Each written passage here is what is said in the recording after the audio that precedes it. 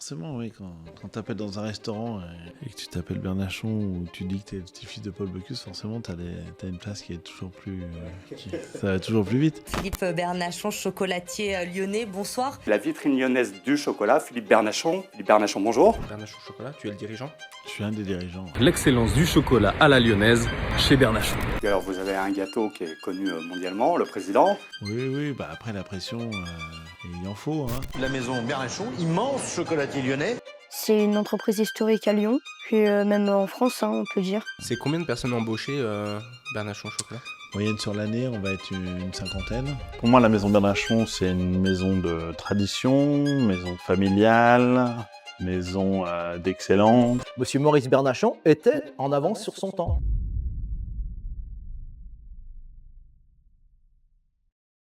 Bonjour et bienvenue à la Table des Chefs, le podcast qui accueille les bâtisseurs du monde de la restauration française.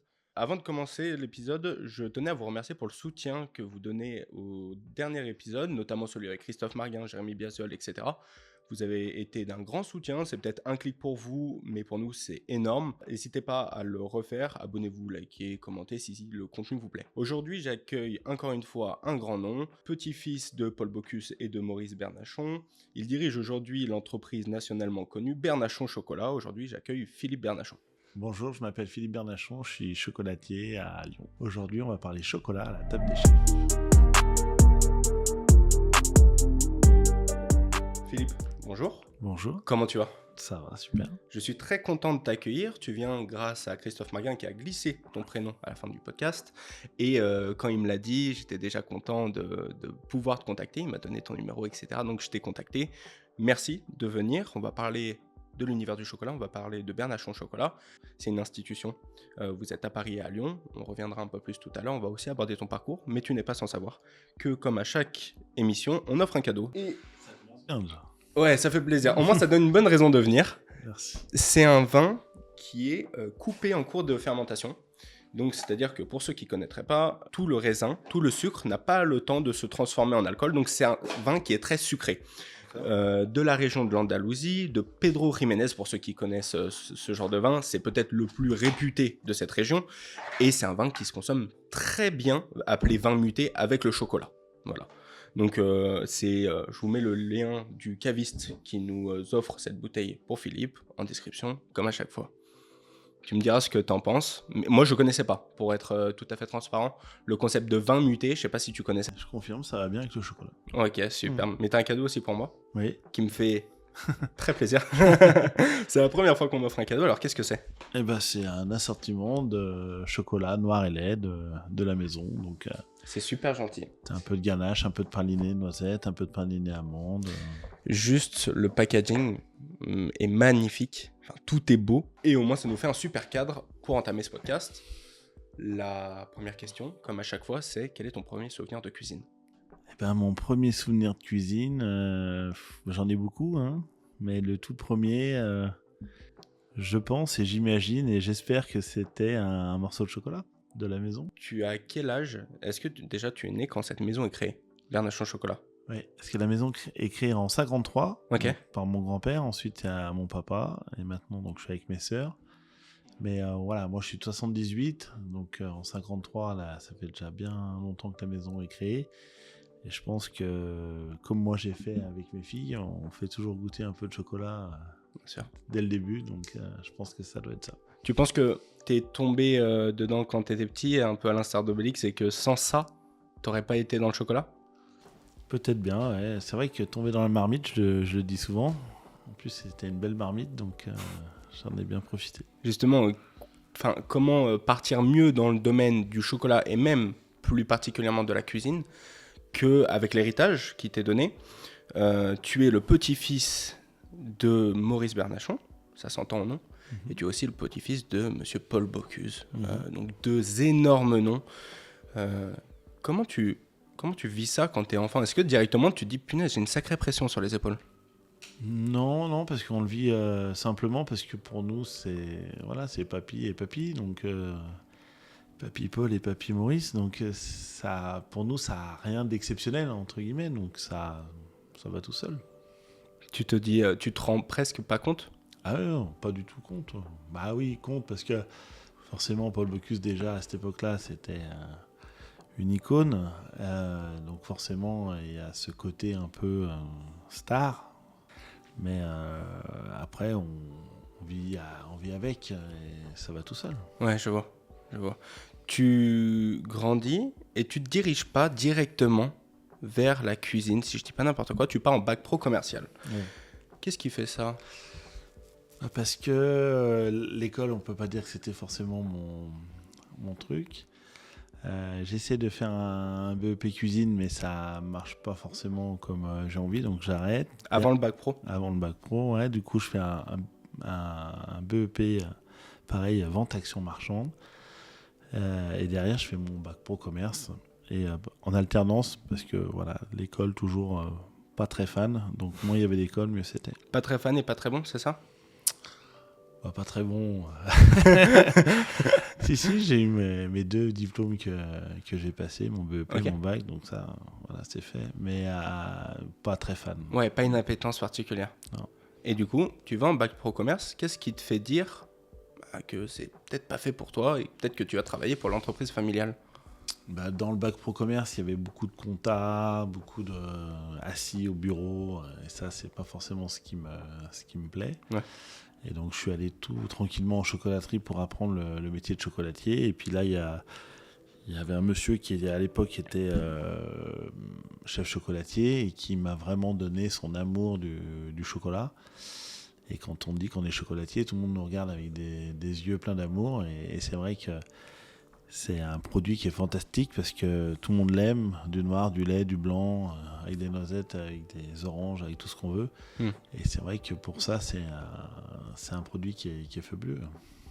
On reparlera un peu plus tard du produit, mais donc tu intègres directement l'entreprise familiale. Tu t'es pas à un moment dit que tu voulais aller à contresens et construire ton propre chemin, si je puis dire comme ça. Il y en a beaucoup, tu sais, qui ont un héritage familial, des grands noms, mais qui veulent vraiment, juste pour créer leur propre chemin, aller à contresens, même si l'héritage leur parle. Ouais, après, à un moment donné, moi, j'adore les voitures, je suis un vrai garçon. Et je voulais monter un truc de voiture, mais ça n'a pas duré très longtemps parce que je me suis vite éclaté dans ce que je faisais. Donc, ça a été rapidement ma voix qui a commencé à s'écrire. Qu'est-ce qui t'a plu là-dedans, dans le chocolat ? Voilà, c'est ce que je te disais tout à l'heure, c'est le fait que tout le monde aime ce produit et quand tu dis que tu es viticulteur, il y en a la moitié qui vont te dire je bois pas d'alcool. Ouais, c'est vrai. Et là, quand tu dis que tu es chocolatier, il y a quand même pas grand monde qui dit moi j'aime pas le chocolat. Ça me parle pas, ouais. Je ne connais pas des gens qui ne connaissent pas. On ne connaît pas, on leur parle pas. Ce serait un peu tiré par les cheveux. Il y a des produits que tout le monde aime, mais le chocolat en fait partie, je crois. Et c'est très reconnu en plus en France, j'ai l'impression. Je pense que j'ai plein de grands noms, dont Bernachon Chocolat, qui me viennent en tête. Est-ce qu'à l'époque, c'était déjà le cas ? Quand tu te lances, est-ce que l'entreprise Bernachon est déjà autant reconnue qu'elle l'est aujourd'hui ? Alors, peut-être pas autant, mais en fait, mon grand-père et mon père ont eu une idée, c'était de faire leur chocolat à partir des fèves de cacao et de le mélanger 10 crus de cacao différents pour vraiment faire un chocolat unique. Et ça, c'est ce qu'on appelle le bean to bar, et c'est ou de la fève à la tablette, si on veut le dire en français. Mais ça, il y a très peu de maisons qui le faisaient à l'époque où mon grand-père a décidé de le faire. Et c'est vraiment ça qui a propulsé la maison, on va dire, en haut de l'affiche.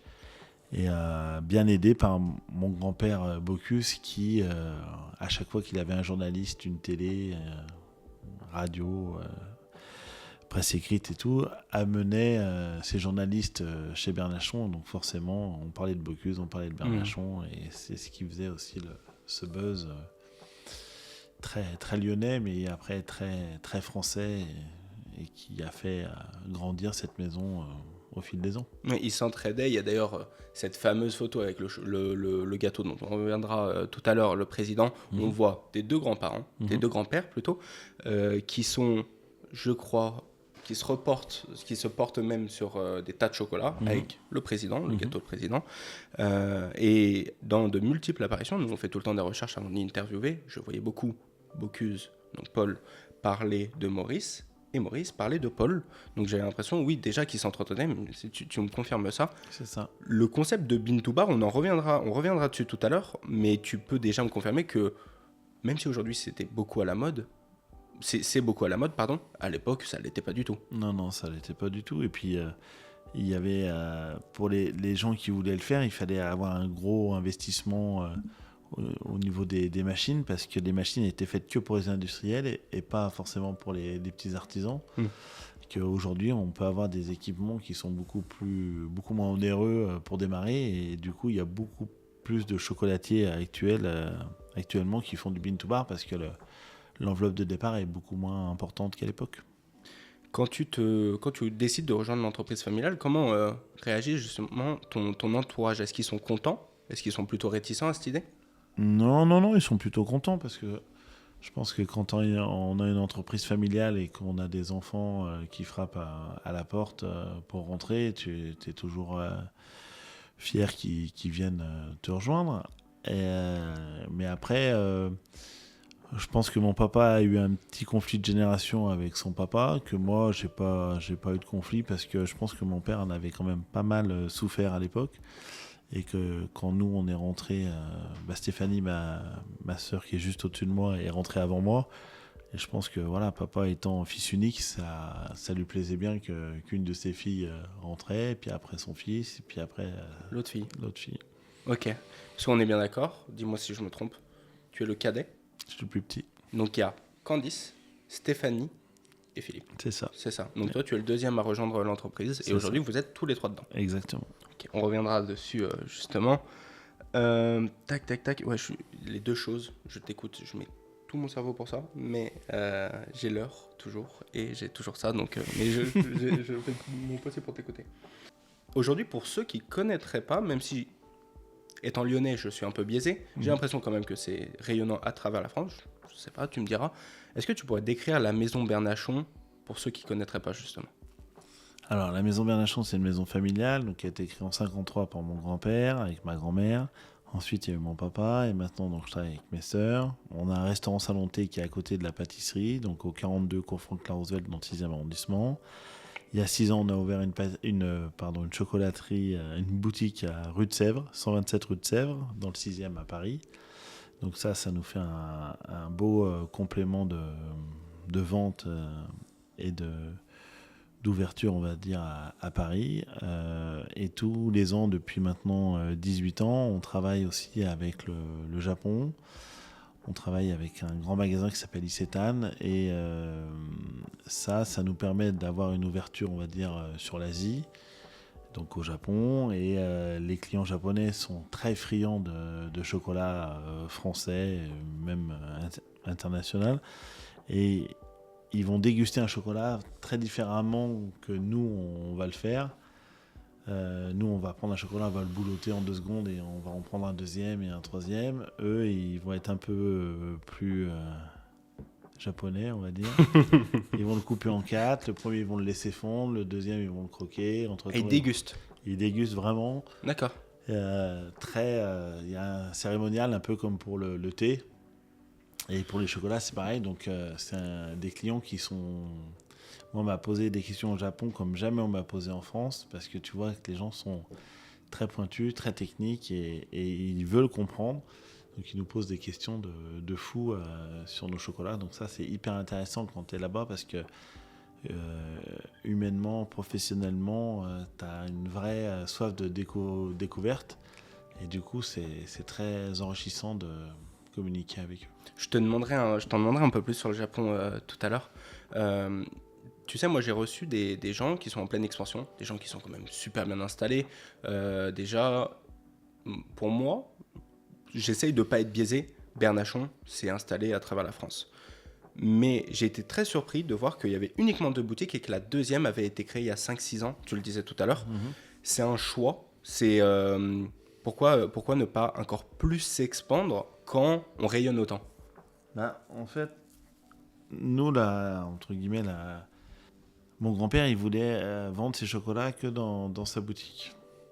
Il ne voulait pas les vendre à des revendeurs? Il ne voulait pas les revendre à des revendeurs, parce qu'il avait toujours peur que ces chocolats soient style à côté du chauffage, ou qu'ils allaient mettre ça dans le frigo, que ça allait pas être beau, ou mettre ça à côté des camemberts et que ça allait prendre le goût du camembert, enfin bon, bref. Et mon père, du coup, est resté un peu sur cette optique-là. Alors, même si lui, il a vendu à ses copains autour qui lui demandaient des chocolats, style à Georges Duboeuf, qui avait une boutique dans le Beaujolais qui voulait des chocolats, on lui en vendait. À Georges Blanc, à Avona, pareil, il voulait des chocolats, donc on lui vendait. Il y a une dame sur Paris aussi qui avait fait des pieds et des mains pour vendre nos chocolats, donc il lui vendait. Donc petit à petit, voilà, on commençait un peu à les vendre à droite à gauche, mais vraiment à des boutiques très, très choisies, on va dire. Ok. Et ensuite, je me souviens, étant jeune, mon père voulait déjà ouvrir une boutique sur Paris.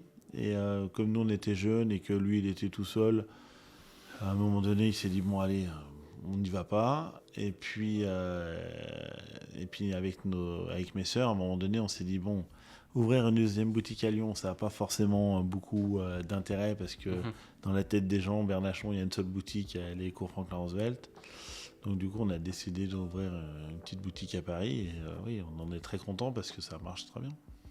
J'ai vu ça, j'ai vu en tout cas qu'elles sont très bien notées. J'ai vu qu'elles ont l'air d'être côtoyées. On verra pourquoi tout à l'heure. J'ai prévu un petit format. On est censé déguster les différents chocolats et de voir les différences. Donc j'ai pu me pointer à Bernachon Chocolat dans le 6e cours. Franklin Roosevelt. Franklin Roosevelt, je ne suis pas du tout de Lyon. Moi, je suis du sud-ouest, ça se sent à chaque fois, sud-ouest lyonnais en tout cas. Il y avait du monde, 18h30, presque à la fin, donc entre 18h, on devait être à peu près à 18h, je crois que ça ferme à 18h30. Le monde qu'il y avait, j'étais surpris et comme tu l'as dit, voisin à cette boutique, il y a le salon de thé, pareil qu'il était rempli, donc je me suis dit, mais c'est ça qui m'a amené à cette question de me dire, s'il y a autant de monde, autant de demandes, pourquoi pas donner plus de réponses? C'était plus pour contrôler la qualité qui a été faite, c'est ça?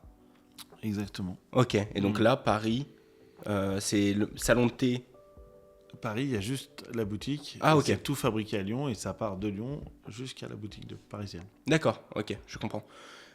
Donc, tu parles beaucoup d'héritage et de transmission. Tu es avec tes 3 sœurs aujourd'hui dans l'entreprise. C'est quoi votre rôle? Eh ben, moi, ça va être plus côté labo. Ok. Pour voir un peu ce qui se passe. Ça va être plutôt, dès qu'il y a une petite représentation à droite ou à gauche, c'est pareil, c'est moi qui vais m'en occuper, parce que mes sœurs, elles n'aiment pas forcément ça, et moi, ça me plaît plutôt. Ok. Stéphanie va s'occuper plutôt de la boutique, plus du packaging, plus de tout ce qui est déco, et Candice, notre sœur aînée, elle va s'occuper du côté restaurant, et du salon de thé, et comme ça chacun fait une partie que voudrait peut-être pas faire les autres, donc du coup personne se marche dessus et ça fonctionne plutôt bien. Ok, je vois, vous complétez plutôt bien. À chaque fois on remarque, là, le dernier podcast que j'ai tourné c'était avec Antonio et Marco, que quand il y a des paires, il faut qu'elles se complètent, sinon ça crée un déséquilibre dans l'entreprise. Des trios, pour l'instant, qui me viennent en tête, c'est la première fois que je vois ça, et l'équilibre est plutôt tenu. C'est dur de travailler avec son entourage, avec ses sœurs. Je ne sais pas si ta conjointe aussi est dans l'entreprise. Alors non, ma conjointe, elle l'est pas. Mes 2 sœurs non plus n'ont pas leur conjoint avec nous. Et après, en fait, il y a beaucoup d'avantages, parce qu'on se connaît par cœur, et du coup, c'est facile à travailler. Et après, il y a quelques inconvénients, mais ça reste très, très facile, parce que ça déroule très, très facile. Ok, je vois. Et vous arrivez à faire la part des choses. Là, il y a Noël justement qui arrive. À Noël, ça va parler un peu de chocolat ou ça va parler famille? Oui, bien sûr, Okay. bien sûr. Ça parle toujours de chocolat. Ça reste quand même le centre des discussions avec tel ou tel client, tel ou tel gâteau, ou telle ou telle aventure qu'on a pu avoir autour de ce produit-là qui nous déchire. Tu as amorcé le concept tout à l'heure, j'aimerais qu'on revienne un peu plus en profondeur dessus. Vous êtes connoté comme la première maison de chocolat en France, ou en tout cas une des premières, à avoir fait le concept de Bean to Bar. Est-ce que tu peux expliquer un peu plus concrètement, moi avant je ne savais pas ce que c'était, ce que c'est, quels sont les avantages, les inconvénients, etc. Donc en fait, le Bean to Bar, ça existe déjà depuis nombreuses années parce que j'ai un de mes confrères qui s'appelle Stéphane Bonnat, qui est basé à Voiron, qui lui est la 6e ou 7e génération de chocolatier Bean to Bar. Donc vous n'êtes pas les premiers? Non. Ok, d'accord. Pour moi, c'est eux les premiers parce que c'est les plus vieux. Ok. Et c'est une maison avec lequel on s'entend très bien parce que je suis parrain de son fils. Tu vois. Ok. Donc on fait de la moto ensemble, on s'apprécie beaucoup. Après, il y a une maison historique aussi qui s'appelle Pralu à Roanne. François, étant jeune, il avait travaillé avec mon grand-père. Donc c'est là qu'il voit que le Bean to Bar, c'est un truc de dingue. Et il se dit, je vais faire pareil. Et donc maintenant, il y a son fils qui a repris la maison et qui continue l'aventure du chocolat. Et puis après, il y a des plus petites maisons, il y en a des un peu plus grandes. Mais en fait, la différence de toutes ces maisons-là et Bernachon, c'est que mon grand-père, comme au départ il est pâtissier et qui, on va dire, il devient un peu plus chocolatier grâce à cette aventure Bean to Bar, c'est qu'il va mélanger 10 cacaos différents, donc de provenance différents, avec un Pérou. terroir différent. Voilà, Pérou, Venezuela, Mexique, Colombie, Équateur. Et en fait, c'est comme si on mélangeait un Saint-Véran, un Condrieu, un vin liquoreux style Yquem, et qu'on mélangeait tout plein de vins blancs pour faire le vin blanc. Ok, Voilà, que nous, de référence. Voilà, et que nous, on mélange 10 cacaos différents, qu'on va mélanger avec du sucre, du beurre de cacao, de la vanille, parce que c'est quelque chose qui va arrondir un peu la couverture, qui va vraiment mettre ces notes de vanille qui nous est chère. Et il y a des notes un peu fumées, il y a des notes un peu fruitées, il y a des notes un peu florales. Donc il y a toutes ces notes qui vont faire que le chocolat Bernachon, entre guillemets, est vraiment différent et atypique par rapport aux autres. C'est fou ce que tu dis parce que moi j'imagine pas cette richesse dans le chocolat. Je sais que ma grand-mère est bien plus pointilleuse que moi là-dessus, peut-être que son palais est plus expérimenté. Souvent moi je lui dirais c'est un super chocolat, elle va me dire tu rigoles, il n'y a que du sucre. Moi je n'arrive pas encore à voir ça et je ne savais pas qu'il y avait cette technique-là. Je trouve que c'est pas assez mis en avant, pas encore. Je sens qu'il y a un gros travail, c'est aussi pour ça qu'on fait ce podcast. Du coup, c'est quoi vraiment le concept de Bean to Bar? On l'entend de partout aujourd'hui. Ça veut dire quoi? Alors, en fait, Bean to Bar, c'est que tu vas acheter tes fèves de cacao. Donc, tu reçois ça dans des sacs de 50 kilos. Ok. Donc, c'est la matière brute. C'est comme le café vert, si tu veux. Ces fèves-là, on va les trier parce qu'elles ont plein de petites impuretés à l'intérieur, des bouts de bois, des grains de café, des grains de maïs, des cailloux, des capsules de coca. Enfin, bon, on a vraiment un peu de tout dedans. Ok. Parce que le petit producteur, il fait sécher ça sur les places de village. Ok.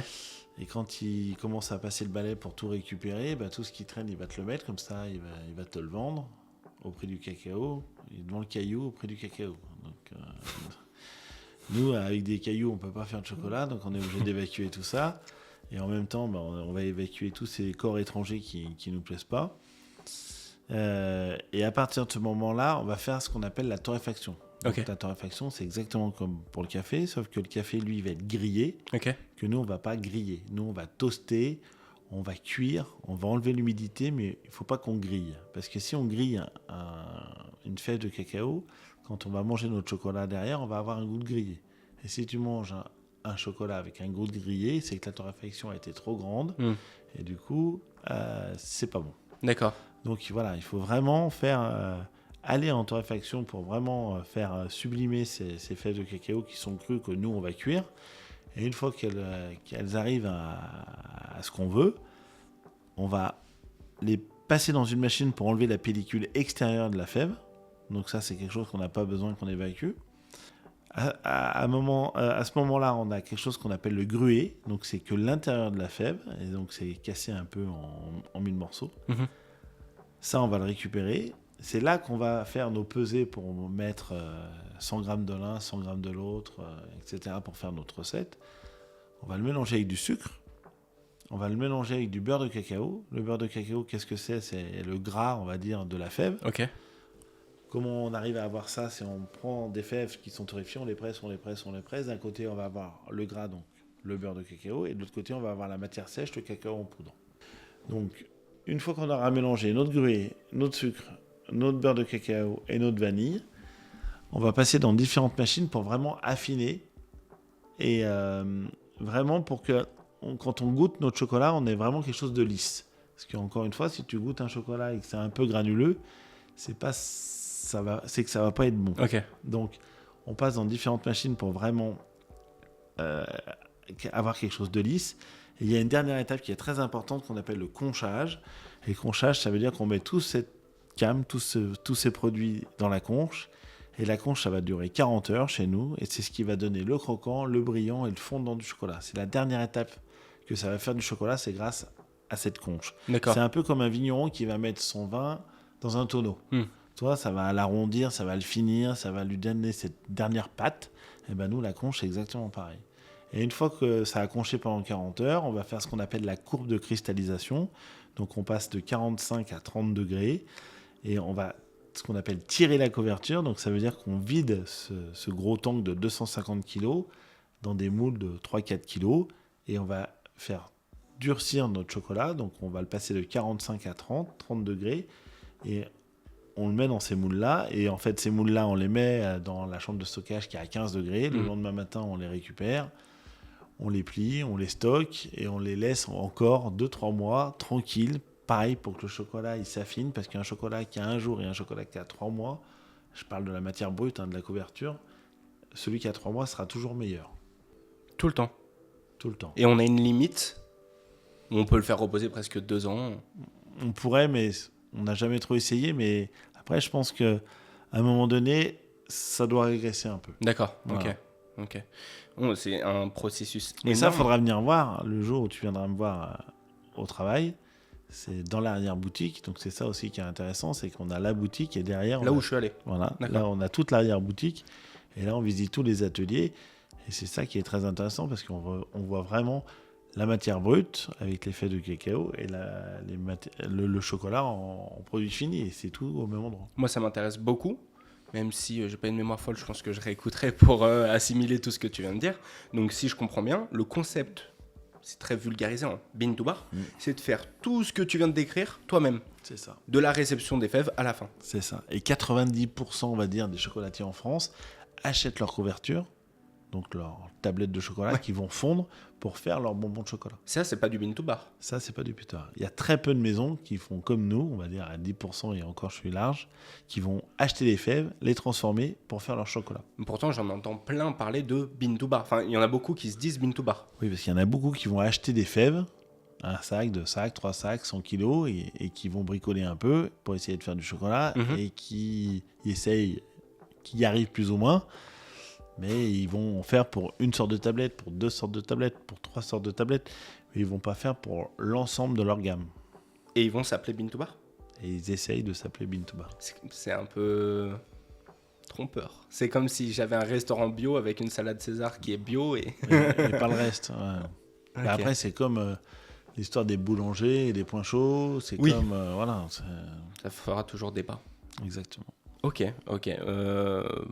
T'as glissé une invitation, je vais l'accepter tout de suite. Hein. Tu me dis quand et moi je serai là. On prend date. Tac.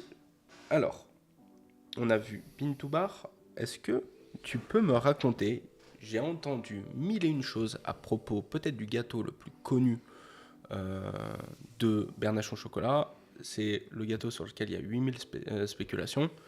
Est-ce que tu peux me raconter ta version de l'histoire, le président ? Et raconter aussi à ceux qui ne savent pas ce que c'est le président. Bien sûr. Donc, l'histoire, c'est toujours la même.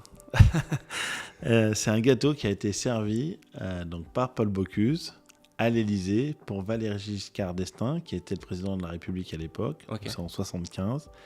C'est quand mon grand-père Paul Bocuse reçoit la Légion d'honneur des mains du président.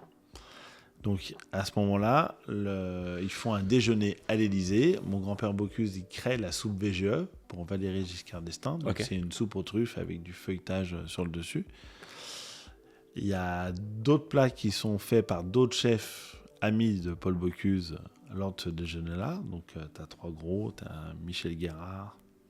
Tout dans le même déjeuner? Ouais, tout dans le même déjeuner. Et tout le monde fait un petit plat pour tout le monde. Et en dessert, il y a ce gâteau qui, à l'époque, s'appelait le Montmorency. Donc, Montmorency. Ok. Montmorency, c'est une variété de cerises. Et comme il y a des cerises à l'intérieur, c'était pas trop cassé la tête. Et hop, on l'appelle le Montmorency. Et le jour où il a été donc servi à l'Élysée, il le débaptise pour l'appeler le président. Et donc, depuis 1975, ce gâteau s'appelle le président. Et là, on vient de souhaiter son 50e anniversaire. Et on a fait, entre guillemets, un comeback à l'Élysée où il a été servi donc au salon de thé, boutique, musée de l'Élysée, qui s'appelle la Maison Élysée pendant 3 mois. Et il a été servi aussi lors d'un déjeuner qu'on a fait avec tout plein de chefs à l'Élysée, avec le président Macron. Et c'est un gâteau qui a traversé les décennies, qui a traversé l'histoire et qui est très atypique. On aurait pu en emmener un aujourd'hui. Carla, tu aurais dû en emmener un. C'est avec une coiffe de chocolat. Et en fait, comme cette coiffe en chocolat, elle est faite copeau par copeau, on peut dire que chaque président qui est servi est unique et différent.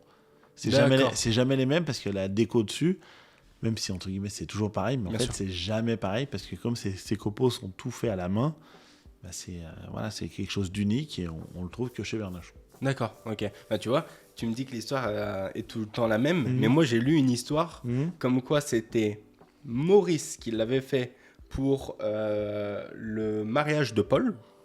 J'ai vu ça sur internet, je me suis dit mais attends, c'est pas du tout l'histoire que j'ai vue de base. C'est pas, on est d'accord que c'est faux? Non, c'est pas pour le mariage. Ok. Ça c'est sûr. Et dans d'autres médias, tu parlais de le réintroduire à l'Élysée, comme quoi c'était une de tes missions. Du coup, c'est réussi? Ouais, on l'a fait. Super. Tout à fait. Super, ça doit être une sacrée fierté quand même d'être reconnu, d'avoir un patrimoine reconnu, vendu par l'État. Comment ça se passe du coup? Tu collabores avec l'État, tu fais des factures Ouais. Après, on avait un bel ambassadeur avec nous qui est Guillaume Gomez, l'ancien chef de l'Élysée, qui viendra bientôt ici, je l'espère pour toi. Ouais, on est en train de parler en ce moment. et lui nous a beaucoup aidé parce que forcément, il avait ses entrées à l'Élysée et le chef Deving, donc celui qui l'a remplacé à l'Élysée, aussi nous a beaucoup aidé. Et du coup, voilà, quand tu rentres par les bonnes portes, ça va toujours plus vite. Et ça a été un gros travail pour tout mettre en place, mais la mission a été accomplie et c'était plutôt sympa. Tu dis, quand tu rentres par les bonnes portes, ça va plus vite. Je commence à le conscientiser. J'ai très peu de familles qui rentrent par les bonnes portes, justement. Moi, je viens d'une famille d'artisans, etc., d'un petit village. En côtoyant un peu Christophe, que je salue avec Nicole, qui est venu, directement, j'ai le numéro de Guillaume, je l'appelle, j'ai ton numéro, je t'appelle, tu viens très vite. Tu penses que ça t'a aidé dans ton aventure, toi, d'avoir ce nom et d'avoir cet héritage? Ah bah forcément, oui. Quand tu appelles dans un restaurant et que tu t'appelles Bernachon ou tu dis que tu es le petit-fils de Paul Bocuse, forcément, tu as une place qui est toujours plus... ça va toujours plus vite. Mais après, c'est sûr que c'est un tout petit milieu, la gastronomie. Voilà. Et puis un chef, il fait plein de maisons lors de son apprentissage. Donc il connaît des gens en Alsace, il connaît des gens dans le sud, ils vont connaître des gens du côté Pays Basque, à Paris. Donc comme tout le monde se balade un peu, tout le monde se connaît un peu. Donc si tu connais pas, tu demandes à ton copain, mais lui il le connaît. Donc forcément on a des connexions un peu de partout. Et puis maintenant voilà, avec les réseaux sociaux ça va encore plus vite. Donc c'est toujours intéressant d'aller découvrir un peu ce qui se passe à droite et à gauche. Ouais, complètement, surtout moi je suis toujours plus, je suis toujours abasourdi par les connaissances que peuvent avoir les chefs. C'est vrai que c'est un métier qui est très reconnu, mais de là à voir ce que j'ai vu, petite exclusivité, je couperai s'il ne veut pas, mais Christophe m'a dit tu donne-moi un nom. Je lui ai dit, je sais pas, Michael Jackson. Il m'a dit non, pas Michael Jackson, donne-moi un autre nom. J'ai dit Nicolas Sarkozy, puisqu'il venait d'entrer en prison au moment où on en a parlé. Et il m'a sorti son numéro.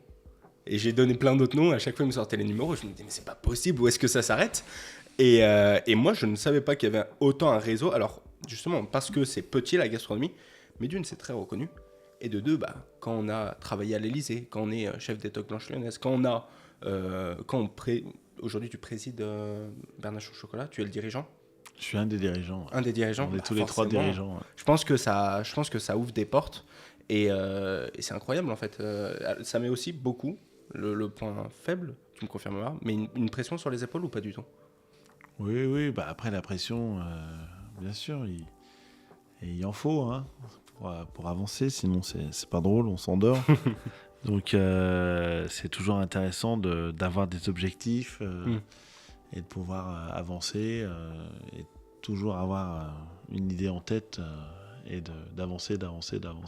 Regarder devant, pas regarder derrière. Tu penses qu'il y a des fois où tu prends des décisions et tu te dis mais qu'est-ce qu'aurait fait mon père, qu'est-ce qu'aurait fait mon grand-père à ma place? Est-ce que tu essayes quand même de continuer dans la même lignée ou tu n'as pas peur de casser des codes? Non, on aime bien continuer dans la même lignée, mais après comme ils disent chez Bocuse, c'est la tradition en mouvement. Donc ça veut bien dire ce que ça veut dire, c'est que c'est des maisons traditionnelles mais qui aiment avancer et qui aiment regarder devant. Et je trouve que c'est important pour des maisons comme ça, familiales et historiques, de ne pas oublier le passé mais de regarder de l'avant.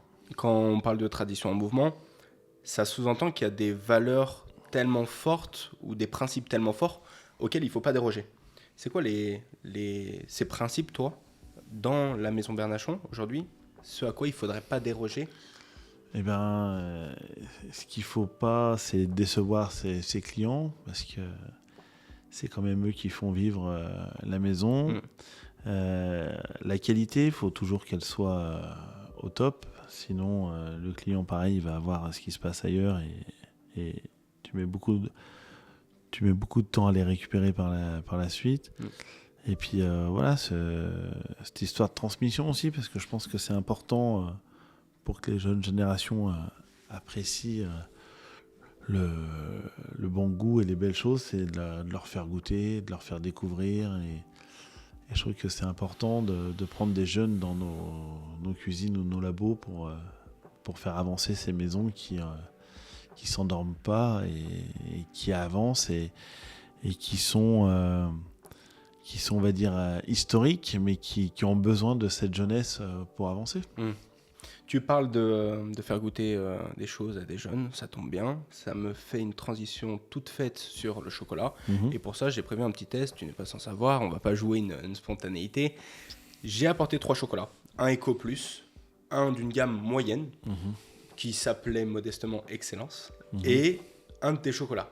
Au début, je voulais te les faire déguster un peu à l'aveugle, on va dire, mais le problème, c'est que même au visuel, ça se voit. On pourra pas le jouer, mais le but, c'est de voir si tu arrives à me dire les différences entre tous. Elles seront sûrement flagrantes, mais si on arrive à travers cette vidéo à faire percevoir les différences gustativement, ce serait parfait. Les chocolats sont juste là. Je pense que je vais essayer de les montrer à la caméra, mais je pense que juste comme ça, déjà, ça se voit, en fait. On va essayer de pas dénigrer. Au début, on va essayer de laisser le bénéfice du doute. Déjà, visuellement, il y en a des plus épais que d'autres. Est-ce que déjà, c'est un bon signe ou pas? Alors, chez nous, ça a toujours été des grosses tablettes, très épaisses. C'est des tablettes de 150 grammes. Il n'y a plus personne qui fait Elles sont très lourdes. Ouais. Après, il n'y a plus personne qui fait des tablettes de 150 grammes, mais nous, c'est ce qu'avait choisi notre grand-père, parce que c'était quelqu'un de généreux, et mon père a gardé ce format de tablette, et nous, on garde aussi ces formes de tablettes. Une fois, on avait essayé de faire des tablettes plus petites, ça n'avait pas forcément bien fonctionné, donc on garde ces grosses tablettes. Tu restes là-dessus. Très généreuses, on va dire. Bon, déjà, avec juste cette indication, on peut déjà savoir lequel est chocolat Bernachon. Je pense que c'est un peu, même à la qualité du carré, etc. Le travail, c'est quelque chose que je ne savais pas. Pour tout te dire, moi, j'ai jamais goûté un chocolat Bernachon, donc ça va être une vraie réaction spontanée. D'accord. Ou alors, je m'en souviens pas, mais ça m'étonnerait, très franchement, dans ma famille, on puisse se permettre ça. Même si je croyais que ça allait être plus cher que ça. Le prix, là c'est le chocolat amer qu'on a pris, 10,90. Je crois que... je vais retourner la marque, pas qu'on ait des problèmes. Je crois que celui du milieu, donc le milieu de gamme, il est à 6 €, quelque chose comme ça. Ça me semblait être... 6 €, mais combien de grammes? C'est pas faux. Voilà. Tu vois comment réagissent les clients? Ouais, bien Comment on sûr. évite biaisé? Tu penses qu'elle est de combien de grammes? Je crois qu'on doit la voir, mais... Ça doit être 75, 80, peut-être 100 grammes, mais pas plus. 100. 100. Donc en fait, on s'y tient presque. Merci beaucoup. On s'y tient presque parce qu'on arrive à 9 € s'ils avaient fait la même qualité. Moi, ce que je te propose, que je vais t'affliger, j'en suis peut-être désolé, peut-être que tu vas aimer, hein, tu me diras, c'est qu'on goûte chacun une moitié, en commençant par celui-là. On verra. Merci beaucoup. Après, on fera passer la... Si tu me dis c'est excellent, j'oserais pas dire non, j'aime pas. Donc ce que je te propose, c'est que je commence. J'aime bien. C'est très plat comme goût. Il n'y a pas beaucoup de profondeur, mais j'aime bien. Ça me fait penser au chocolat de Pâques bon marché. C'est très très sucré. C'est ça. Qu'est-ce que tu ressens toi? Bah, pour moi, c'est un peu trop sucré. Ok. Un peu trop gras en bouche. Mais après, c'est un peu... ça manque de finesse aussi quand tu le goûtes. Tu sens un tout petit peu de granuleux. Donc ça, c'est pas forcément gage de qualité. Mais après, comme on disait tout à l'heure, il en faut pour tous les goûts, toutes les bourses. Et donc, quand on voit que le prix du cacao a explosé ces derniers temps, il faut... Merci beaucoup. il en faut pour tout le monde. Donc ça, c'est ce qu'on vient de manger, là. C'est le plus bas de gamme. Et justement, je pense qu'après, moi, je vais prendre un petit verre d'eau parce qu'il donne soif. Ça, c'est le milieu de gamme. Donc, celui qui est à 9 € pour 150 grammes. Moins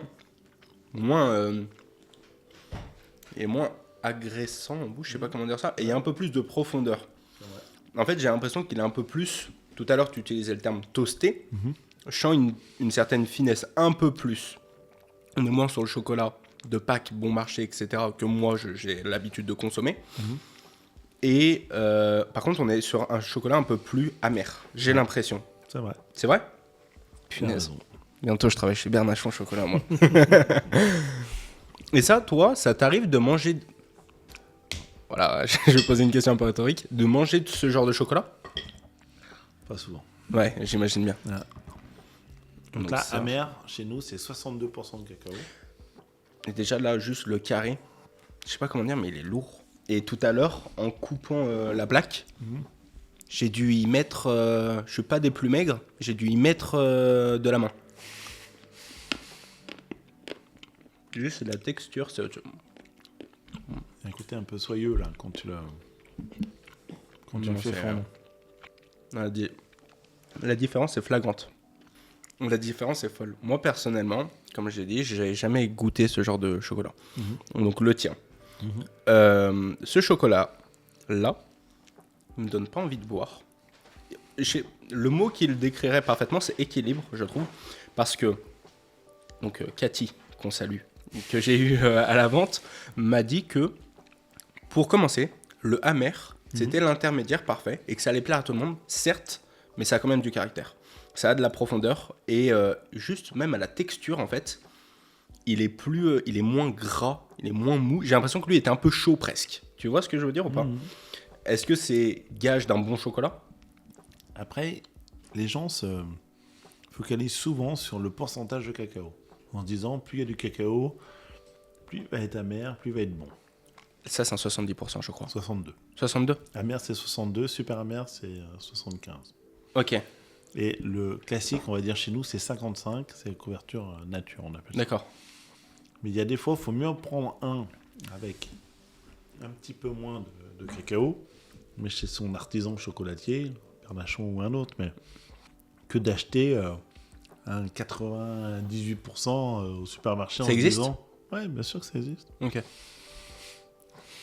Parce que les gens, voilà, plus il y a du cacao, plus ils vont être contents, plus ça va être bon. Mais c'est pas forcément le cas. D'accord, ok. Ouais, à titre personnel, comme c'est souvent gage de qualité le cacao, 70%, etc., j'avais tendance à faire cet amalgame jusqu'à que tu me dises tous les processus. En fait, on voit que c'est multifactoriel, qu'il faut un équilibre et que c'est pas si facile que de mettre 90% de cacao pour faire un très bon chocolat. Est-ce que 70% de cacao, c'est le dosage parfait, enfin entre 60 et 70% pour quelqu'un qui commence? Après, il faut surtout prendre le chocolat qu'on aime. Ok. Si toi t'aimes le lait, il faut manger du lait. Si Ok. moi j'aime le noir, on prend du noir. Mais après, ce qui est important, c'est ce qu'on va mettre à l'intérieur. Parce que nous, donc, on mélange 10 cacaos différents, mais c'est que du top cacao, on va dire. Donc, c'est ça qui est important, c'est vraiment la matière première au départ. Parce que si tu prends du cacao basique ou bas de gamme, on va dire, forcément, à la fin, ta tablette, elle va être moins bonne. Parce que la matière première au départ, elle va pas être super. Moi, j'ai été bluffé là. Franchement, c'est super bon. Du coup, j'ai encore plus hâte. Oui. Alors là, on a goûté les tablettes, on va dire. Ouais. Et là, on passe sur des bonbons de chocolat. Donc avec de la ganache, donc de la crème fraîche, des orangettes confites, des pralinés noisettes, des pralinés amandes, de la pâte d'amande. Donc toutes les spécialités, on va dire, classiques françaises. Tu m'en voudras pas, ceux-là, je les garde pour moi. Je veux pas les partager. Pas de problème. Mais déjà, ceux-là, exceptionnels. Bah, si vous voulez goûter. Pas de souci. Et toi, ça peut. Enfin, vu que ton palais est très éduqué là-dessus, est-ce que les premiers chocolats, là, Eco Plus, c'est pas possible pour toi de te faire un plaisir comme ça? Alors, elle n'arrive pas à couper le chocolat. Oui, elle est costaud la tablette. Non, après, entre guillemets, je préfère ne pas en manger que pas manger. Tu vois ce que je veux dire? C'est comme quand on veut boire un verre de vin, il y a des fois, on se dit, on prend une bouteille ou on prend un verre ou un petit peu.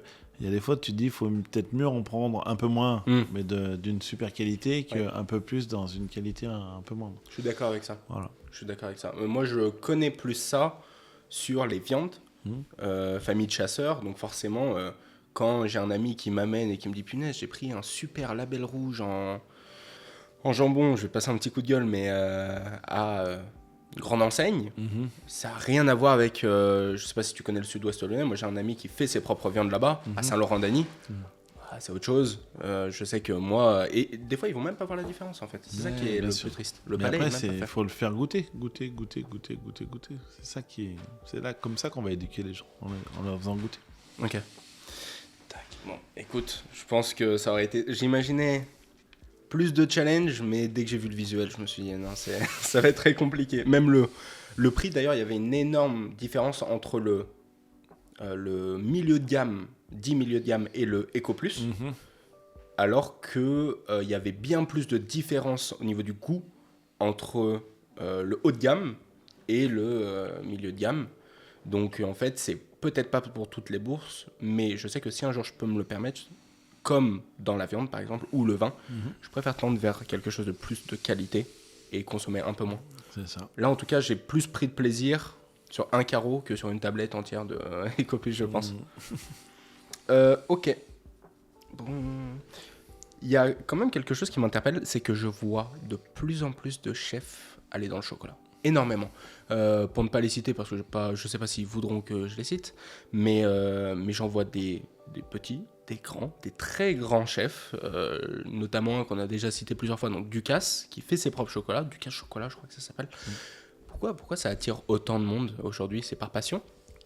Alors, sans doute par passion, parce que c'est un produit très passionnant. Hein. Donc, comme ces chefs sont très passionnés, d'avoir un produit très passionnant, ça doit les intriguer.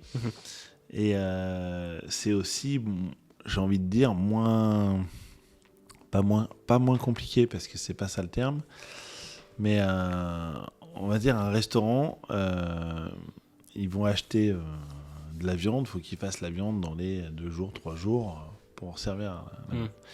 Nous, on a un produit qui, c'est comme pour la pâtisserie fraîche, quand tu fais un chou à la crème, le soir, il est foutu. Oui. Voilà, qu'un chocolat. Nous, par exemple, chez nous, notre bonbon le plus fragile, ça va être le Palais d'Or. Je l'ai vu. Ouais. Voilà. Et ben celui-ci, il a une durée de vie d'1 mois. Ok. Donc si tu n'arrives pas à le vendre dans ton mois de vie, c'est que t'es pas très bon parce que ou faut en faire moins, mais Même pour les livraisons, ça doit être un avantage. oui. Mais tu vois, par exemple, le chef, s'il vend pas son morceau de poulet dans les 3 jours, voilà. Donc là, l'avantage de ce produit-là, c'est que c'est un produit quand même qui va se conserver un petit peu plus longtemps. Et tu peux faire des choses de fou avec, parce que tu peux le mélanger, tu peux faire une ganache au poivre, tu peux faire une ganache nature si tu as envie, mais tu peux faire avec des oranges, avec de la noisette, avec plein de produits différents pour vraiment avoir des chocolats différents. Donc ce qui est super dans notre métier, c'est qu'on fait tous du chocolat, mais on va tous le faire à notre façon. Donc comme le disaient mon grand-père et mon père, on n'a pas de concurrents, on a que des confrères. Et ça veut bien dire ce que ça veut dire, c'est que il peut y avoir un chocolatier qui va ouvrir en face de chez nous, et ben il y a des clients et ils vont aller une fois chez nous, une fois chez lui, une fois chez nous, une fois chez lui, et puis à un moment donné, il va faire le choix de chez qui il veut aller, mais il y a des clients, ils sont capables de faire 3-4 boutiques différentes pour acheter des orangettes à un endroit, les palets d'or à un autre, les truffes à un autre, etc., etc. Et c'est ça qui est bien dans notre métier, c'est que chaque chef ou chaque maison va vraiment avoir une identité un peu différente et chacun va trouver son bonheur chez l'un ou chez l'autre. D'accord, ok. Et tu penses qu'aujourd'hui, il y a encore de la place pour avoir des créations encore uniques et pas que ça fasse des concurrents, mais bien des confrères qui font des choses différentes? Mais oui, plus on est fou, plus on rit. Puis ça tire le marché vers le haut aussi, Mais bien de sûr, recréer, etc. bien sûr. Ça remet en question tout le monde. Et c'est ça qui est intéressant, c'est quand on va goûter des choses qui viennent d'autres pays, d'autres villes, d'autres régions, et chacun va faire avec son patrimoine qu'il a autour de chez lui, et c'est ça qui va être intéressant. Parfait que tu dises ça. Tu disais que tu exportais, tu as amorcé le sujet, tu allais beaucoup, tu travaillais beaucoup avec le Japon. Tu parlais de leur habitude de consommation, mais eux, ils ont déjà du chocolat au Japon, et qui est spécial, qui est différent ou pas du tout? Alors au Japon, il y a beaucoup de chocolatiers qui ont été formés soit dans des maisons en France ou ailleurs, et ils vont faire des chocolats un peu spécifiques par rapport aux nôtres, mais ils vont faire avec ce qu'ils ont chez eux. Donc ça va être avec du thé matcha, ça va être avec des choses qu'ils ont autour de chez eux, mais et c'est un pays où ils aiment tellement l'excellence, ils aiment tellement les belles choses, c'est que ils vont vraiment chercher le meilleur, que ça soit chez les vignerons, que ça soit chez les chocolatiers, que ça soit chez les cuisiniers. Ils sont dans l'excellence, et c'est ça que moi j'aime dans ce pays. Donc j'adore y aller, j'adore revenir, parce que comme ils sont un peu différents de nous, j'adore revenir aussi chez nous, parce qu'on reste latin dans nos têtes. Hein. Bien sûr. Et comme je te disais tout à l'heure, moi là-bas on m'a posé des questions comme jamais on m'a posé. Qu'est-ce qu'on t'a posé comme question? Tu t'en as une qui te passe par la tête? En fait, un jour je suis avec un journaliste japonais qui m'expliquait que quand il mangeait mon chocolat, c'était très différent par rapport à ce qu'il mangeait comme chocolat chez d'autres chocolatiers. Et il m'expliquait toutes les saveurs qu'il avait au début, à la fin, au milieu. Il le laissait fondre, il fermait les yeux, et voilà, et encore, et encore, et encore. Oui, c'est très enrichissant d'aller dans un pays comme celui-là, parce qu'ils vont vraiment au bout des choses. Ok. Il y a une question qui revient beaucoup sur Internet, donc à chaque fois qu'on parle d'un sujet bien particulier, j'aime bien prendre les questions les plus qui reviennent le plus.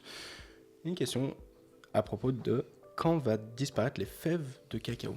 Quand vont disparaître les fèves de cacao? En quelle année on n'aura plus de cacao selon les prévisionnels? C'est vrai ça qu'un jour il n'y aura plus de cacao? Alors moi je serais déjà parti. Hein. Ah ouais? Ça sera dans assez longtemps? Ouais. Après, je sais pas, ça c'est des questions que, entre guillemets, beaucoup de gens se posent. Ouais. Là, il y a eu une très forte hausse du cacao il y a 6 mois, 1 an, parce que les plus gros pays producteurs ont eu des plus petites récoltes, donc forcément ça a tendu le marché et forcément ça a fait augmenter les prix. Mais après, ce qu'il faut aussi pas oublier, c'est que il y a des pays qui consommaient pas du tout de chocolat. Je pense à la Chine, il y a quelques années, ils mangeaient pas de chocolat. Maintenant, ils commencent à en manger. En Inde, ça mangeait pas de chocolat, ça commence à en manger. Dans les pays du Golfe, c'est pareil, c'était très peu et maintenant c'est de plus en plus. Donc je pense qu'il y a aussi cette consommation mondiale qui augmente. Et donc forcément, peut-être qu'un jour ou l'autre, il n'y en aura plus, mais moi, à mon avis, je suis tranquille jusqu'au bout. Et moi, je serai là pour le voir. On peut me le souhaiter, en tout cas. On verra. Ok. Tac. Autre question qui est souvent... qui revient très souvent, encore plus que cette dernière. Le chocolat noir sera meilleur pour la santé que le chocolat au lait. C'est vrai ? C'est vrai parce qu'il y a moins de sucre. Ok. Dans le chocolat au lait, il y a moins de cacao, il y a plus de sucre, il y a du lait en poudre.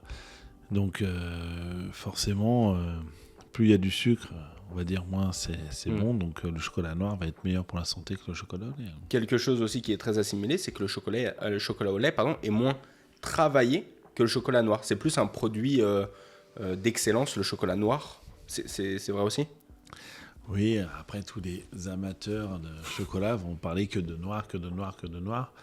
Mais on commence à avoir aujourd'hui une tendance qui... avant, on parlait beaucoup de noir et maintenant, on parle de plus en plus du lait. Donc, c'est que je pense qu'il y a une jeune génération qui aime le chocolat au lait et qui vont trouver des saveurs bien différentes chez des différents chocolatiers avec le chocolat au lait. Donc, faut pas lui tirer dessus au chocolat au lait. Est-ce qu'il faut tirer sur le chocolat blanc ? Alors, le chocolat blanc, mon grand-père, il appelait ça une friandise. Et en fait, dans le chocolat blanc, on peut pas appeler ça du chocolat parce qu'il n'y a pas de fève de cacao à l'intérieur. Donc c'est appelé du chocolat, mais juste pour le marketing.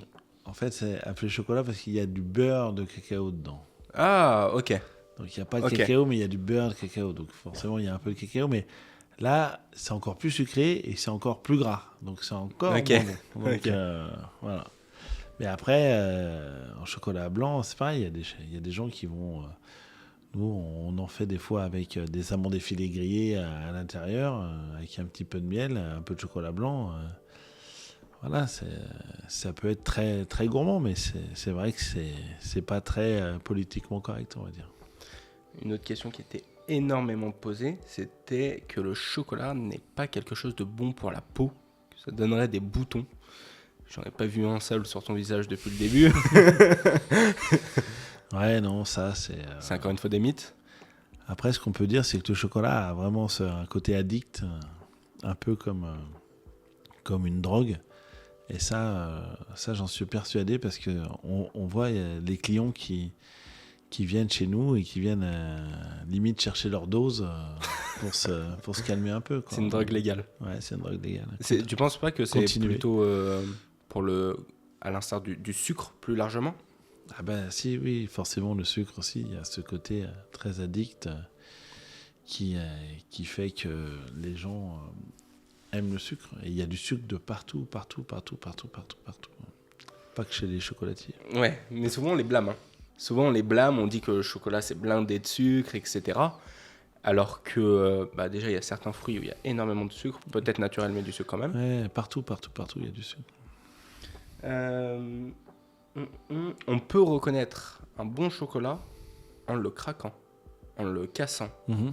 Quelque chose que j'ai vu sur internet, que c'était ton grand-père qui disait ça ou pas du tout ? C'est ça ? Ouais, on peut le dire. Ouais, il y avait une anecdote comme ça qui disait que lui, à chaque fin de journée, il craquait le chocolat et qu'un jour, il y a un jeune le chocolat était encore un peu chaud, donc il a eu un mou flop qui n'a pas assez craqué. Et qui a dit que dans 2 heures, celui-ci, là, il chante pas assez. Dans 2 heures, il chanterait vraiment. Ça se connaît, c'est quelque chose de vrai, ce craquage de chocolat. Après, ce côté croquant, il est intéressant parce que si ça croque pas, ça va manquer un peu de gourmandise. Si tu prends un truc qui c'est déjà un peu tout mou, il y a ce côté, c'est un peu comme quand tu t'ouvres une bouteille de champagne, Oui. et t'as ce petit côté clac, quoi. Donc, Ouais. c'est un peu pareil avec le chocolat. Mais d'ailleurs, c'est énormément poussé dans les pubs où, maintenant que tu me dis, à chaque fois qu'on voit, surtout aux veilles de Noël, aux veilles de fêtes de Noël, etc., souvent d'ailleurs des femmes, je sais pas pourquoi, peut-être plus élégants, mais qui croquent dans du chocolat, on entend Bien sûr. mais le bien craquement sûr. est abusé. Mhm. Pour le champagne, pour les bières, on entend le Tu sais que là, c'est pareil. Ouais, c'est vrai. Mhm. C'est vrai, j'avais pas remarqué. C'est la même chose. Mais et puis là aussi, ça donne aussi une impression de plus de gourmandise, ce qui était vrai. Tu sais, quand j'ai craqué le Eco Plus, Ça c'était... n'a pas trop craqué. Non, alors que, bon, on a eu du mal à casser le, le Bernachon, donc forcément. J'avais une question, c'était que j'ai 3 intentions de consommation au chocolat. Pâques, les fêtes, et la 3e que j'ai oubliée, c'est la Saint-Valentin. Alors c'est rarement pour moi, mais plus pour madame. Est-ce que vous, c'est vos 3 gros pics, et ça se ressent? C'est ça? Ouais. Noël, ça va être 30% de l'année. Pâques, ça va être 20% de l'année. Et Saint-Valentin... On consomme plus à Pâques qu'à Noël? Non, on consomme plus à Noël. À Noël qu'à Pâques, oui, pardon. Mm. Énorme, j'aurais pas dit. En fait, nous, en 2 événements, on fait la moitié de l'année. Donc, Donc si tu passes à côté, c'est compliqué. Voilà. Ok. Mm. Et je suis navré, je t'ai coupé. Pâques, c'est combien tu m'as dit? 20. Ouais, donc tu fais 70% de ton chiffre sur 3 journées, entre grosses guillemets. Non, parce que Saint-Valentin, c'est pas autant. Je fais 30 avec Noël, 20. Donc, je suis déjà Oui, à navré. 50. Et on va dire à peine 10% avec la Saint-Valentin. Donc, C'est vrai qu'on a plus tendance à offrir des fleurs. Je pense qu'il fallait poser la question à un fleuriste, mais ok. Ce qui est quand même énorme déjà. Oui. Bah, en fait, c'est tout des produits de fête. Donc, à chaque fête, on va consommer du chocolat ou du sucre ou des produits plaisir. Et comme on est pile dans le produit plaisir, c'est pour nous. Je pense que d'ailleurs, on aurait pu poser la question à un domaine, quelqu'un qui tient un domaine dans le vin ou quoi. Je pense que lui aussi a ses pics, mais que dans le chocolat, c'est très prononcé, c'est très hétérogène. Ok. Ouais, bien sûr. On a un profil de consommateur de chocolat. Est-ce que, par exemple, tu remarques que les hommes consomment plus que les femmes ou inversement? Est-ce que les jeunes consomment plus que les plus âgés, etc. En fait, on va dire que les enfants, ils vont consommer plus du lait en mode plus sucré. Et plus tu vieillis, plus tu vas aller sur la mer et le chocolat noir. D'accord. Mais à tout âge, on consomme du chocolat. Ok. Et au niveau de la répartition des sexes, entre les deux sexes, c'est à peu près la même chose. Il y a des gourmands de partout. Ok. Ouais, je me disais aussi. Tac. Pourquoi? Est-ce que tu sais d'où ça vient, ces traditions de chocolat aux fêtes, de chocolat à Saint-Valentin? À Pâques, on a déjà la petite histoire, mais pourquoi on consommerait directement du chocolat plus pendant ces 2 autres événements, tu sais, ou pas du tout? Et ben à Noël, on va beaucoup parler des papillotes, parce que c'est un produit un peu lyonnais, et c'est un produit de fête, et qu'on le fait qu'à cette époque-là. Mais oui, c'est ce que je viens de dire, c'est tout ces... Dès qu'il y a une fête, il y a du plaisir, il y a du chocolat. Ok. Donc forcément, les gens ont besoin de ces produits un peu réconfortants, avec ces petites notes sucrées qui vont leur faire du bien. Et comme on disait souvent, année de malheur, année de confiseur. Donc ça veut bien dire ce que ça veut dire, c'est que les gens, ils ont besoin de ce petit côté sucré, réconfortant, quand tu es un peu dans le blues. Presque un antidépresseur, quoi. Ouais, bien sûr, ça fait ça aussi. D'ailleurs, ce que tu disais tout à l'heure, je l'ai remarqué là, à l'instant dans ta boutique.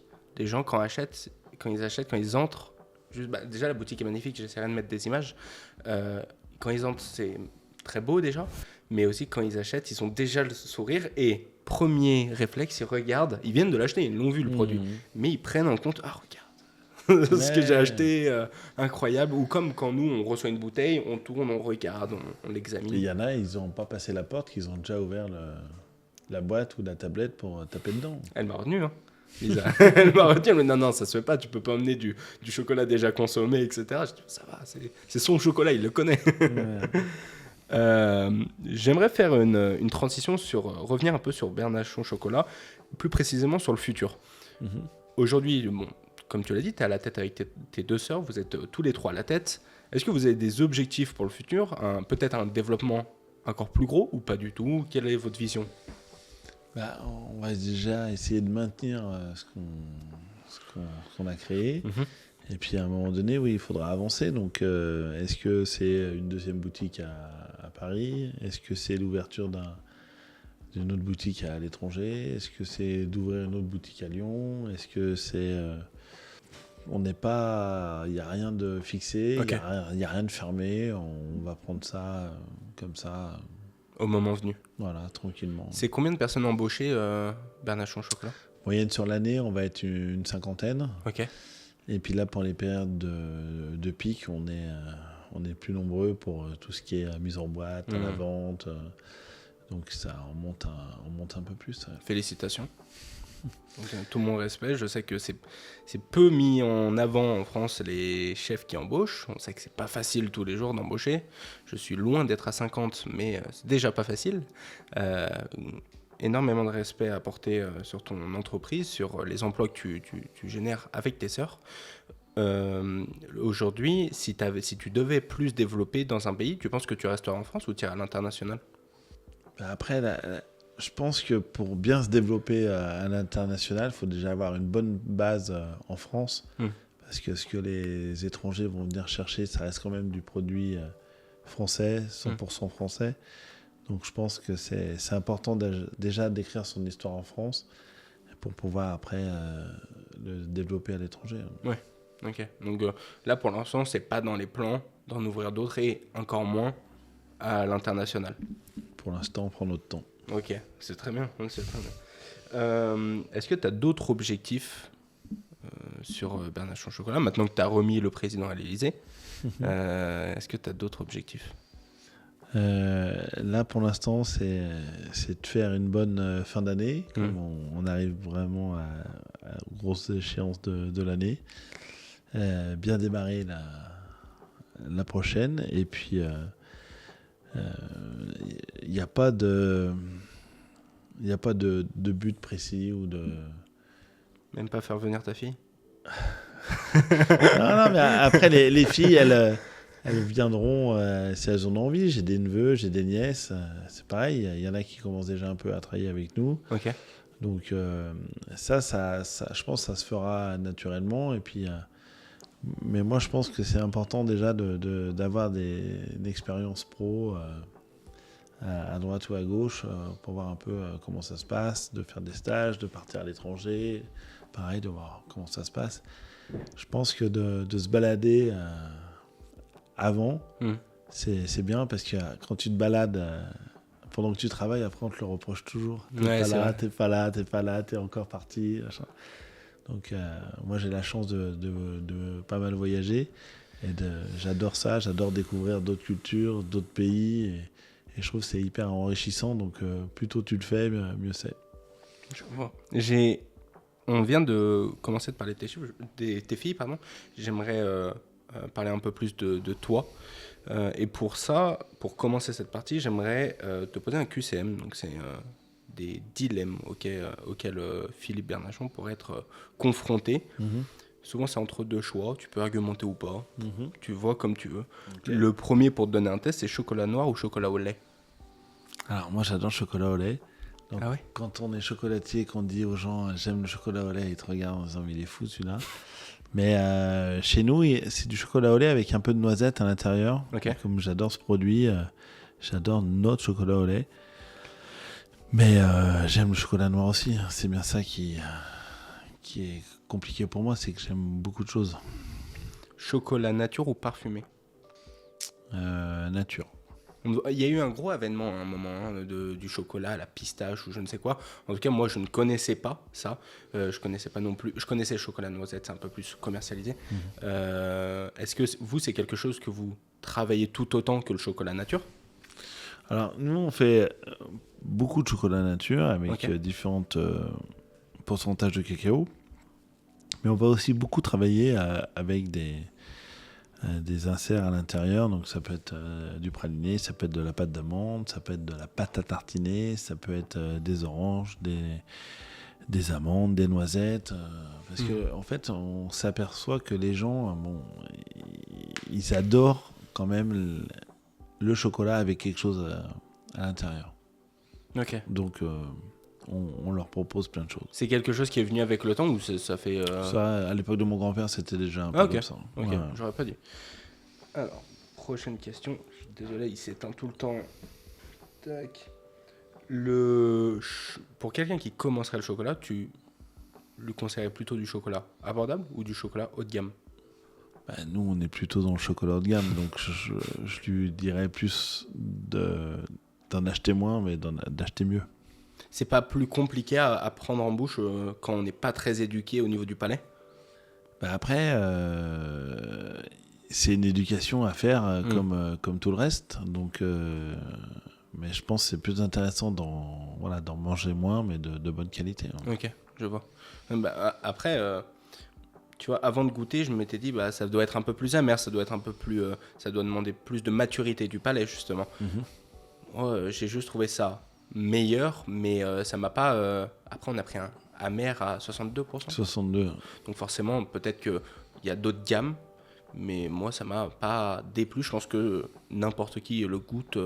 qui aime le chocolat va l'aimer, quoi. J'ai l'impression que c'est moins niché que ce qu'on pense. Oui, c'est sûr.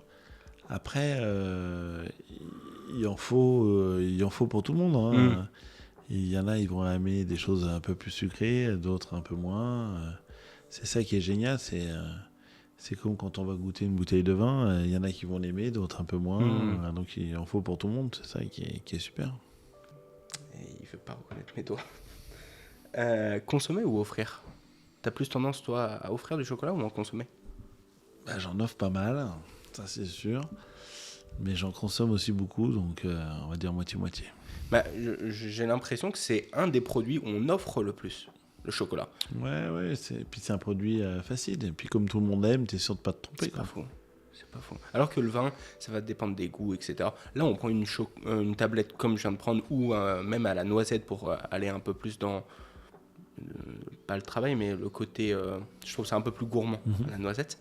Je sais que... je connais pas de personne qui n'aime pas le chocolat.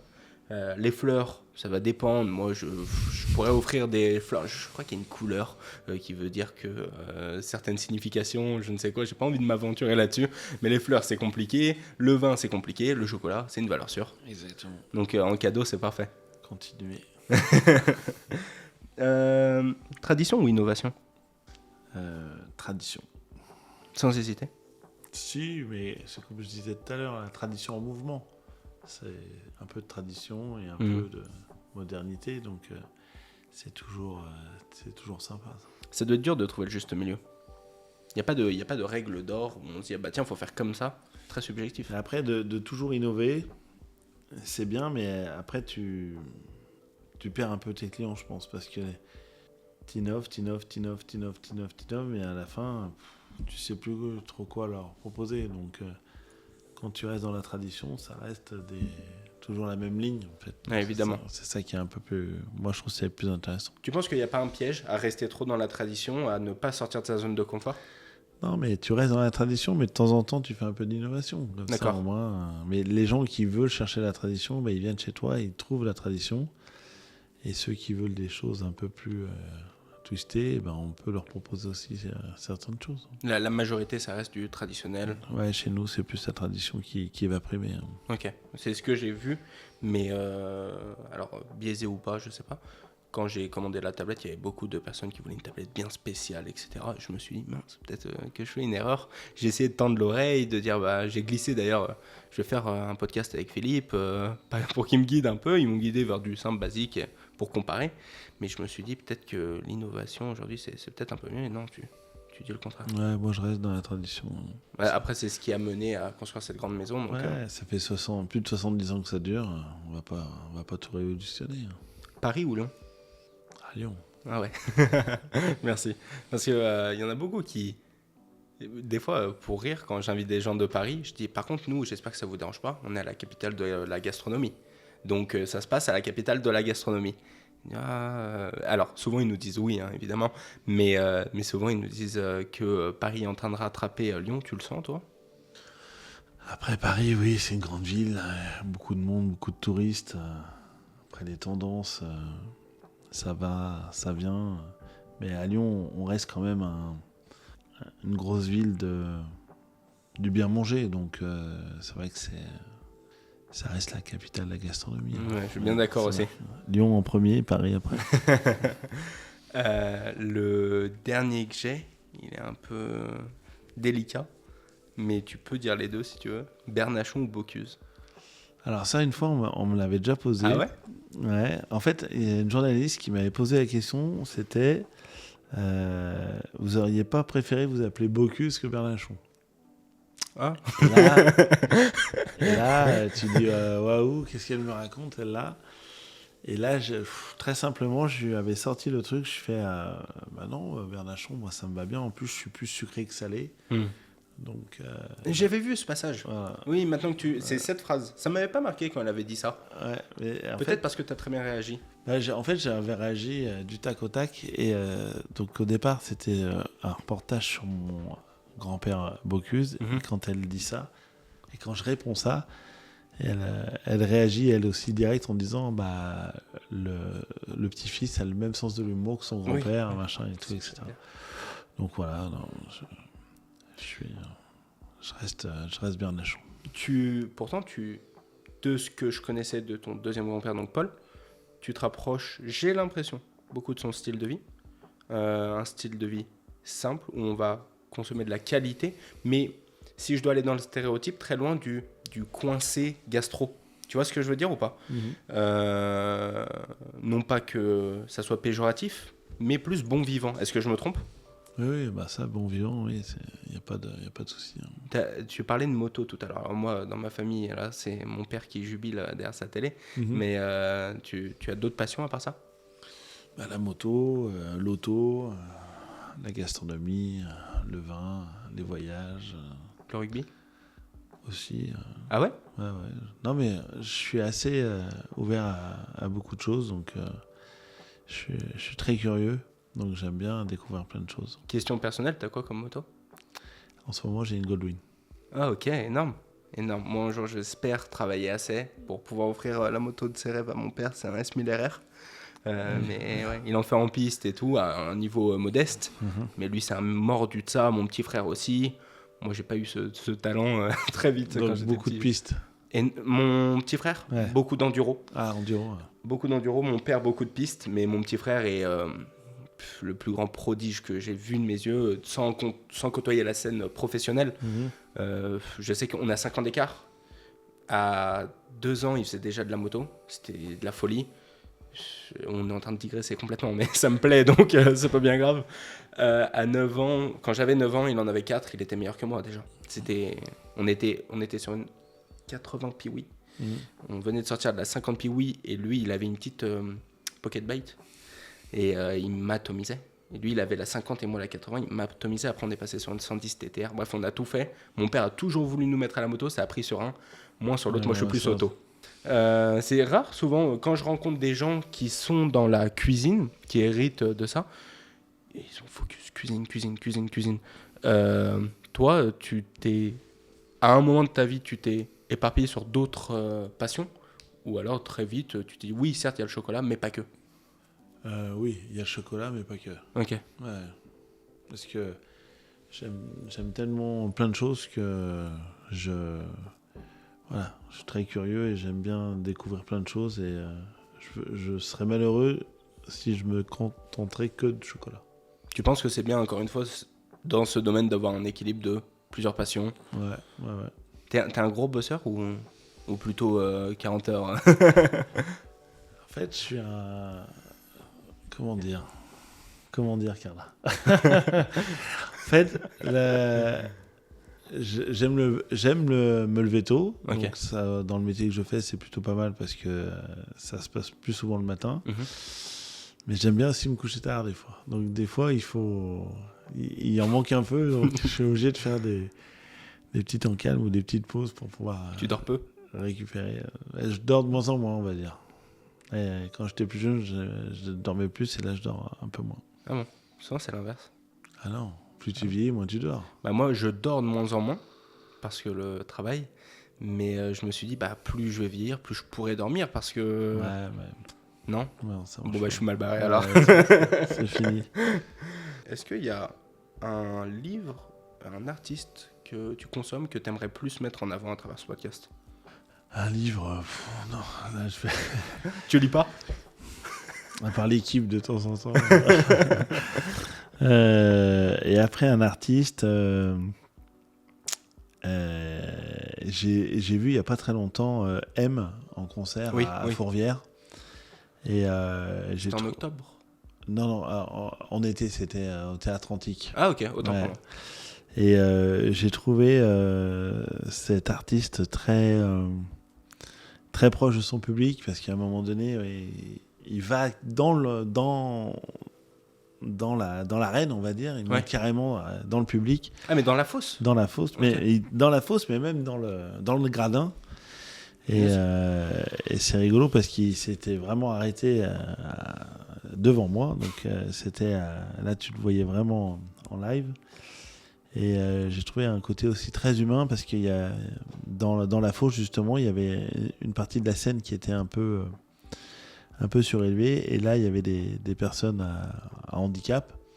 Et il s'est rapproché d'une qui était dans son fauteuil et il lui a fait jouer de la guitare, machin et tout. Et j'ai trouvé cette scène hyper émouvante. Et je trouve cet artiste entier, généreux et proche de son public.